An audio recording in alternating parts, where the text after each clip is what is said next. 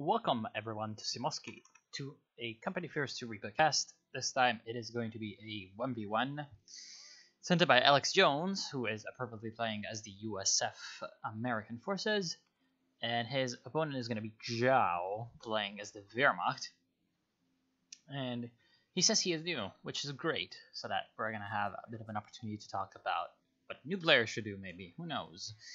MG42 coming out of him already, which is, of course, a really good choice on Simoski. So I'm not sure how new he is, and we'll see how well he can use that MG, though. That is what separates new players, I'm guessing, from old ones. How you use your things. Alex Jones is going to go for a rifle squad, and immediately picking the rifle company. He's going to be looking to buff up his late game with the Easy 8s, second rifleman squad coming out of him, and a grenadier of Zhao. So Zhao clearly knows what to build, at least. And the MG, not sure what it's doing, but it's probably going to be changing its mind about where to go. It looked like he wanted to go south of it, but then he's going to go north. Maybe because he noticed how many buildings are in the center of the map, and maybe he's going to use the MG on one of those.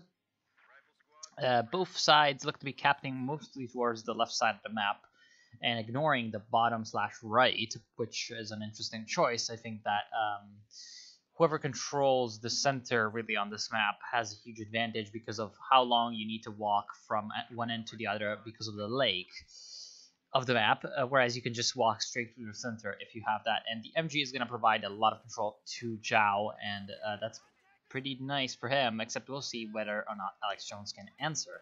Riflemen are going to be able to do some good work against the Grenadiers.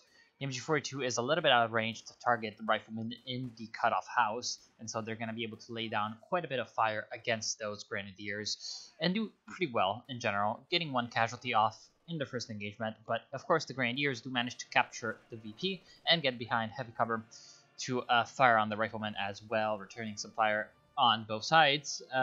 Nothing too major, a little bit of a contact in the north as well. Some riflemen are going to easily clear out these pioneers if they want, but it looks like they're actually going for the cutoff point, along with a rear echelon troop got looks like pinned down and forced to retreat by the MG. And Alex Jones very nicely goes for a mortar. I think that the mortar is indeed a good choice to clear out buildings, and especially the machine gun from the center of the map. That is indeed a very, very good way to do that. And getting it early is also going to be working into favor of Alex Jones, so that the more he can use it, the more benefits he's going to have out of having that mortar. And the less his opponent is going to have to build up his VP lead. So far, we do have a double VP lead for the Germans, but at the same time, the North VP is about to fall to the Americans. 2 rifleman squads against 1 pioneer. 1 pioneer, even though it's in the building, isn't going to be able to last very long against that. Right now, it looks like Rifleman taking a bit of damage and now resting behind the tree. Wow, that was an interesting snipe. Grenadier instantly kills the rifle member, and now the riflemen are going to have to fight in a losing battle against the Grenadiers behind the truck. Of course, you're fairly close, so they're going to inflict some damage on the Grenadiers at least. In the meantime, Riflemen in the north have managed to wipe out that, well, maybe not wipe out, but almost wipe out that Pioneer, and they're getting fired at by a mortar. Maybe no wipe at random, so very, very nice for Makarov. Yeah, I wanted to call him Makarov because he's the same guy. But yeah, for Alex Jones, pretty decent to not get your riflemen wiped, and they're gonna manage to retreat easily enough. Flamethrower coming up the center, of course, coming from the rifle company, it is a very, very good implement for the center of the map, as there's a lot of buildings, a lot of heavy cover that the flamethrower can be used against. Unfortunately, the flamethrower is going to meet the MG if it's not careful enough. Grenadier is almost going down to the flamethrower, but managing to escape with a very, very low amount of HP. Kind of lucky on its part, but also a decently timed retreat. At the same time, mortar can finally fire on the MG. It looks like it's going to fire some smoke rounds at the MG's hideout, which is a decent idea, because he's going to be able to come in with the rear echelon troops and easily take out the MG. It's kind of weird because it also doesn't really alert Zhao that something is happening, whereas if the mortar was firing, there would be a, for example, yeah, you saw that, there would be that the icon that shows the unit is under attack. it's not happening because smoke, of course, doesn't do any damage. So Zhao didn't really notice that that was happening and was completely surprised by the flank of the rear echelon troops. So very good job from Makarov, managing to do quite a bit of damage and destroy the machine gun entirely. Looks like he's going to go for an M20 after the lieutenant here. Interesting choice. It's going to be fairly useful against the Grenadiers if it stays at range and uses its 50 cal to work on the HP of those very vulnerable infantry units, especially against those that are upgraded, because of course its armor, once it upgrades those armored spirits, is going to be tough enough to resist small arms fire, even LMGs, pretty much entirely. And the main counter that Zhao is going to have to that is going to be a Scout Car of Zone, which so far it doesn't look like he's going to go for. He's got the tier 1 set up, but he hasn't set up the tier 2, even though he has upgraded Battle Phase 1. I'm not sure what he's doing with that bunker. He probably wants to build an MG bunker to prevent any harassment of his fuel point, but I think that would have been accomplished just easily enough with a bit of barbed wire here and here, instead of having an MG bunker, because the MG bunker is going to go down to the M20 just as easily as a strip of barbed wire would have, but the strip of barbed wire wouldn't have cost him Empire munitions to build, so I do not know about that. Also, he built a bunker without having enough munitions to actually upgrade the MG, which is 60. That's something to keep in mind whenever you want to do something and you have a requisite that you have to fulfill in order to actually buy/build it. You always kind of need to check that you then have the resources requisite to build it after you do your upgrade or build your building, etc., etc. At the same time, M20 going to be able to easily mop up these Grenadiers. That is to say, if it doesn't charge in a little bit too close, it's going to eat a Panzerfaust, I think. Panzerfaust might actually be a bit of a bait. He's hoping that the Panzerfaust comes in, because then the Grenadiers will be a little bit more exposed. Instead of just retreating, they took a while to Panzerfaust the vehicle. Maybe that was the point, but in general, I think that was a little bit of a reckless move, because what if there was an AT gun over here ready to fire on the M20? Of course, there is no AT gun, and there's also no 222, but what if there was? You kind of have to think about that as well. In the meantime, an MG has managed to set up in that cutoff house on the German side, and that's going to easily do a bit of damage against the M20. The M20 does have the smoke pots ability that it could use. It's only 30 munitions, does indeed lay down some good fire on the Grenadiers, and right now, actually, he's going to use the smoke from the Riflemen, which is half the price, to smoke out the MG while the flank comes in with the rear echelon troops. Very good usage of smoke so far by Makarov. Even a grenade comes in from the Rifleman and does quite a bit of damage to the building. The building is about to fall down, especially with the fire of the American mortar coming in. Unfortunately, the rear echelon troops also take damage from the German mortar. I think they should have been attack rounding with the flamethrower. Of course, if you do attack round into somewhere with a flamethrower, you will be doing some damage regardless. Regardless of whether or not you're actually aiming at something in the area. Especially something like a building, it's going to do damage to the building and have a chance to ignite it on fire, which might have just collapsed the building upon the MG's occupants, or I guess the building's occupants with the MG crew. Grenade, going to be able to destroy the mortar. Very good job, but taking out that one mortar is indeed a pretty good victory for Makarov. And right now, finally Joe goes for a second tier. So the Leicht Mechanized Company, of course, at this point, he could have gone for a tier 3 instead of a tier 2, but the tier 2 is going to be fairly useful regardless, because then he has access to both the scout car and a pack gun. At the same time, we have to know that Alex Jones is starting to get pretty much entirely set up on the north bank of the river, getting a lot of map control under his belt, and that's not good for the Germans. There is the scout car on the field, which so far Alex Jones doesn't have anything that he can use to counter the scout car, but of course it's not going to be that hard. Here comes the SDKFZ-222. Looking at the MG with its rear armor facing it is of course not the best move, and there goes an anti-tank rifle grenade from the Rifleman. Take out the scout car. Same goes for the scout car as does for the American scout car, the M20. If you can stay at range, outside the range of anti-tank rifle grenades, Panzerfaust, in general vehicle snares, that is much better, especially when there's MGs around that can capitalize upon the weakness of a vehicle to pump down some rounds against either the rear armor or even the frontal armor in some cases, such as some veteran MGs with the armor-piercing rounds. Of course, that was armor-piercing rounds that the 50 cal used. You have to always keep in mind that the 50 cal does have access to the armor-piercing rounds from pretty much the get-go. The trade-off is that they're not quite as strong as they would be on the MG42. Very good mortar shot, does quite a bit of damage and destroys the mortar crew. Rifleman about to retreat, almost wiped out by the Grenadiers, but the Grenadiers switch target at the last possible second, and the Riflemen with the veterancy are going to be able to escape and also keep the MG, which is very, very good for Makarov, or Alex Jones. And now he's going to be able to use that MG quite severely against the Germans. Very nice flank coming in from Lieutenant. Lieutenant in its first engagement, going to be able to flank that MG, throws a grenade, it does a bit of damage. So far, unfortunately, the Lieutenant has been using the BR to fire at the Pioneers, and then it walks into the MG's arc of fire, because I think he kind of expected the grenade to destroy the MG, which was a bit of a mistake. You should never expect that, and the Lieutenant is now going to be pinned down and forced to retreat.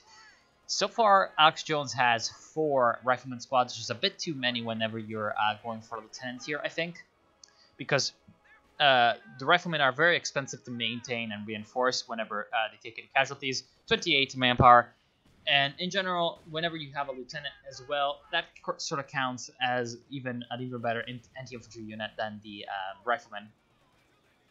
So you don't really need 4 Riflemen and a Lieutenant. They're kind of doing the same thing already, so you only really need 3 Riflemen with a Lieutenant.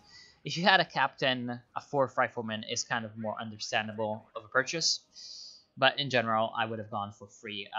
He's also going for a lot of bazookas on his Riflemen, which I am not entirely... Yeah, I'm not entirely sure that's a good idea. I think that really going for the BRs on the Riflemen is a bit better, and then going for the bazookas on the rear echelons. Of course, he has the rifle company, so the rear echelon troops for him are going to have the flamethrower upgrade. But at the same time, I think that the bazookas are best left to them. Of course, he's kind of worried about the fact that he doesn't really have a lot of anti-vehicle so far, but the bazookas don't really provide all that much anti-vehicle anyway until you get a lot of them, and in general, if you have to get them on Riflemen, you're essentially sacrificing a lot of anti-infantry firepower that you could have gone for with the BERs, and you're also sacrificing the benefits that you get from veterancy on the Riflemen, and you're also making sure that your bazookas are on a very expensive unit to reinforce. So bazookas usually are sent to fight in vehicles, and that's kind of dangerous. Units take a lot of casualties in that job, and that's not good. So far, Joe has also gone for a mortar half-track, which is, in my opinion, not a very good decision. If he needed a little bit more indirect fire, he could have gone for a second mortar, Granatwerfer, and that would have been good enough to destroy both the American mortar and the building. But I really think that the main problem with that is the 40 fuel price tag on the half-track. That is just absolutely way too much.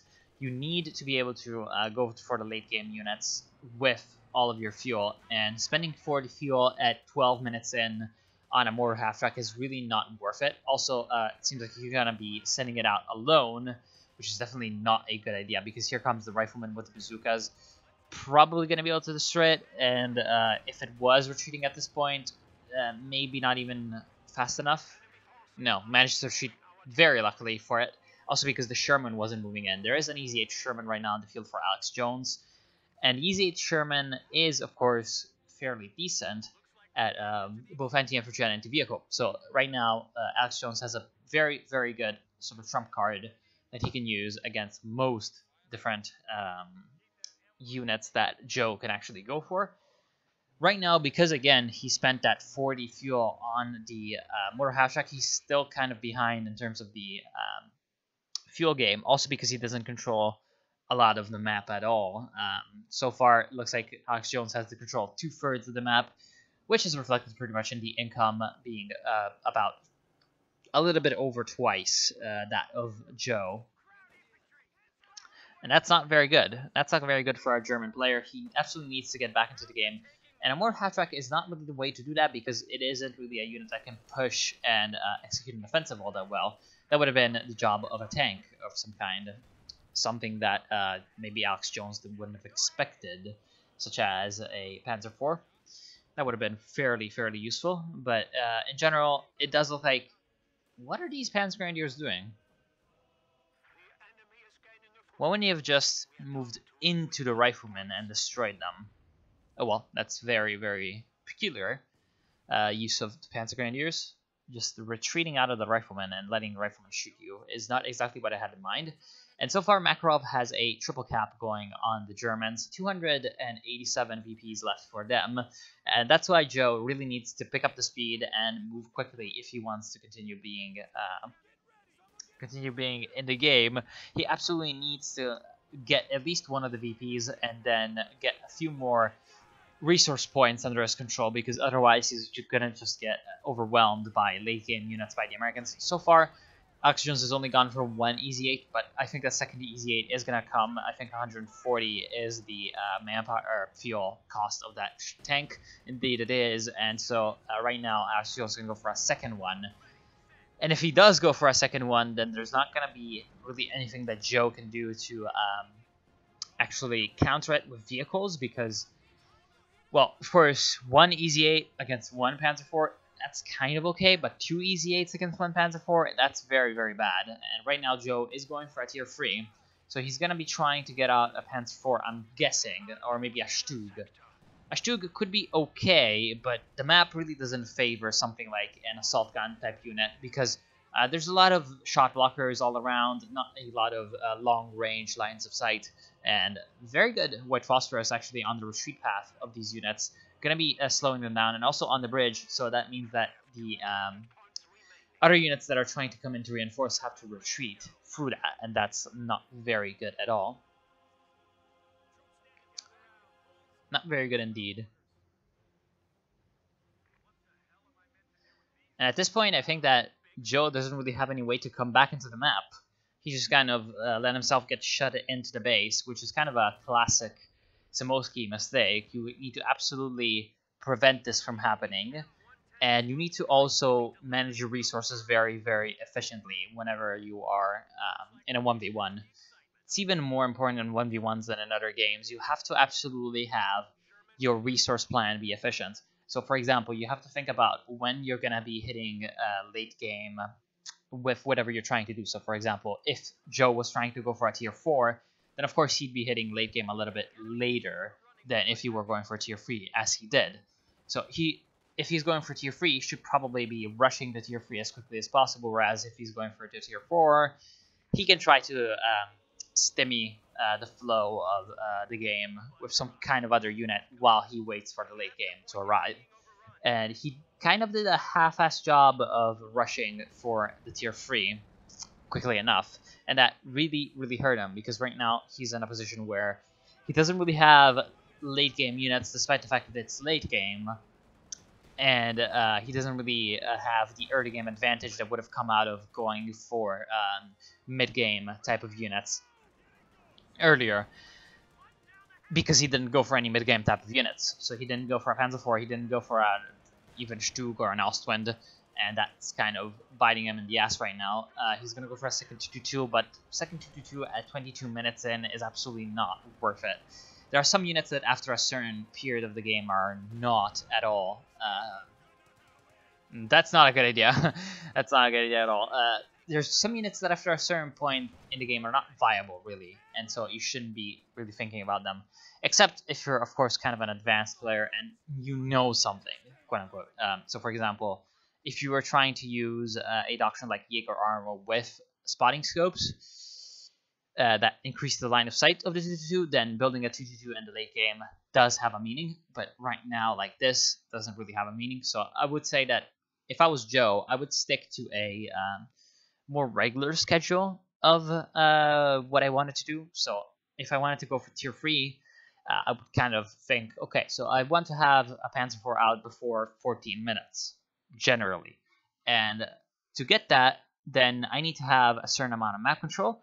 I need to be certainly a little bit more aggressive than Joe was, and kind of utilize my advantages whenever I can, but not without keeping in mind that if I do not have my Panzer IV or sort of before a certain time, then probably going for such a unit is not the best of an idea. Like, then maybe going for a tier 4 would be better, because then it would provide, of course, with more utility later on.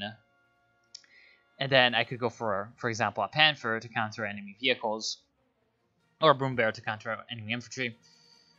Whereas if I indeed have map control in the early game, then a Panzer IV makes a lot of sense. Trying to get a tank quicker than the enemy and using that to your advantage to push in and get some damage done on the opponent before he can react with his own tanks or anti-tank guns. And at the same time, Joe has floated 1,000 manpower in the course of the game while having problems against enemy vehicles, so I would have absolutely considered going for maybe 1, maybe 2 more AT guns to fight against the enemy armor, because this is one of those maps where 1 AT gun is not enough. There's just way too many shot blockers all around. These buildings all block lines of sight and also lines of fire. Also the hedgerows. Sometimes there's both buildings and hedgerows. Sometimes there's smaller obstacles such as these stone walls that can indeed block shots or anti-tank guns. So there's a lot of variables that you have to think about that could lead to your anti-tank gun not really performing the way you're thinking it's going to be. So only 1 AT gun, not enough on a map like this. 1 or 2 would be better. And yeah, that's pretty much it. Alex Jones, sound game plan. Main complaint, again, for Rifleman, if your opponent had been a little bit more focused on hurting your infantry, then you would have felt the punishment a little bit more on your manpower reserves. Seems like he managed to save the M20 vehicle crew, even though the M20 died, so that's a very good thing. And then later on, he went for the Easy 8s to try to close the game. I think he was a little bit too cautious with the Easy 8s. The Easy 8s are really a tank that can be used a little bit more aggressively because of its maneuverability, and also because of the smoke barrage that it does have. So maybe a little bit more of an aggressive playstyle would have been good, supported by 1 rear echelon troop of a minesweeper. That would have been really good as well. So yeah, very good purchase of the mortar also, and doing pretty well with that. I want to thank you for watching. Hope you enjoyed the cast. Hope you've learned something, and I'll see you soon.